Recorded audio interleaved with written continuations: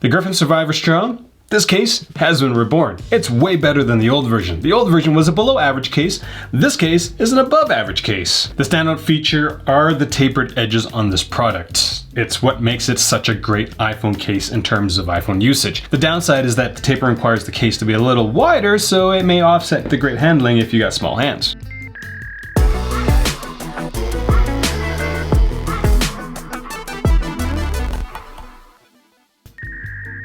And MobileReviewsEh, Monty and I, this puppy, well, there's some crunchy bits in your beard. Base all our reviews on actual usage, and I'll be honest with you, that kind of gets boring. This is just a frickin' iPhone case. But in the process of becoming better reviewers, Monty and I have embarked on this journey of really figuring out, going deeper with our reviews, and a lot of companies have a lot of marketing fluff when it comes to their materials, so we are gonna do a deep dive on shock absorbing mechanics in the next few months. Gonna have to learn some stuff. Because this relatively thin case, from my experience, should not provide 10 feet worth of drop protection. But the marketing fluff says so, right here.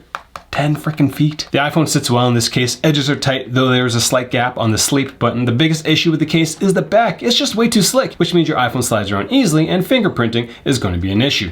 The Survivor Strong is a very thin case, adding only 2.5 millimeters to the overall thickness, and that's pretty impressive. And this case actually feels thinner than it is because of that tapered edge. This edge greatly improves the handling of the iPhone, but the benefit of the tapered edge is offset by the fact, well, as I said at the beginning of the video, it's very, very wide. It adds over 7 millimeters to the entire width of your iPhone. So if you've got the 11 Pro Max, that might make this an unwieldy beast to use in this case. It's not very heavy at 34 grams, which is technically very light for an iPhone 11 Pro Max case, but Griffin does claim that this case weighs a little over an ounce. An ounce is 28 grams, this case is 34 grams, that's 20% more. So does that qualify as a little over? The overall texture of the case is top notch. I have no idea what Griffin did or whatever mother company that owns Griffin did, but the matte finish coupled with the grit texture on the actual tapered edge is incredibly awesome. It's not overly aggressive and it isn't slick either. They just need to figure out how to put this stuff on the back here somehow. Now I do have some reservations about the wear and tear. My case showed a little bit of scuffing after one tiny accidental drop on the sidewalk. That does not bode well for what we're gonna do in the protection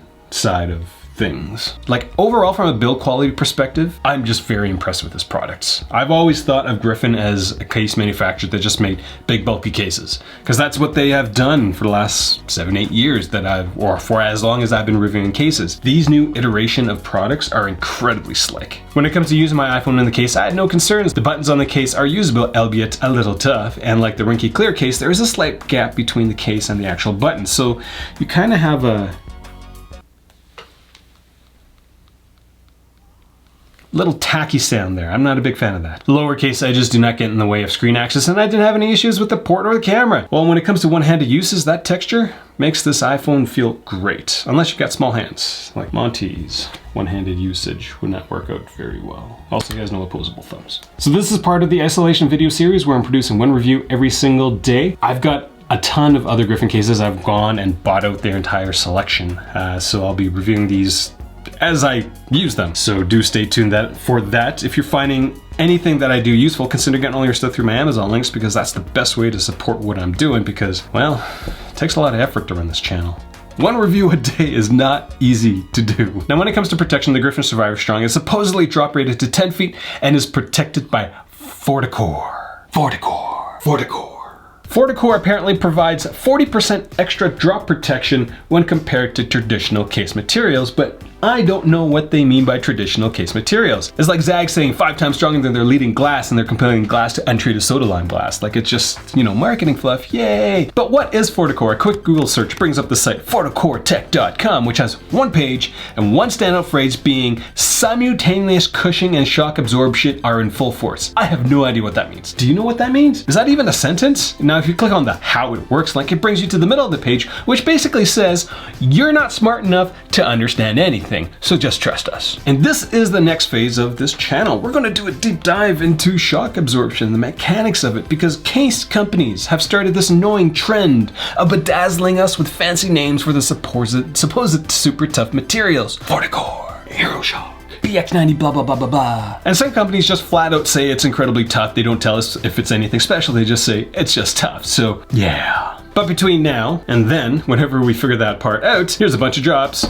with this case.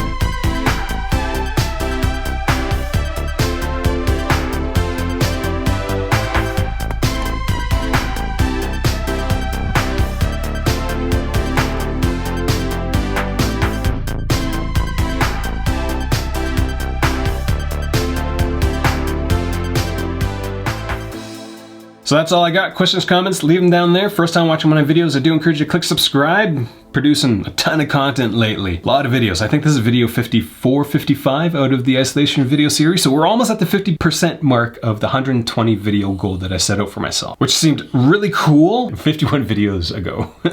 This iPhone 11 Pro Max, this actually has the Zag camera lens screen protectors. This product class, incredibly dumb, but you guys have been asking for it, so I'm gonna review it. So bad. That's all I got. Thanks for watching. Look how much hair Monty has on his chest. Like, it is so long. Monty and I base all our reviews on actual, that was weird. Monty and I base all our reviews on actual unit. Into the mechanics of shock absorption. And this is the next phase of this channel.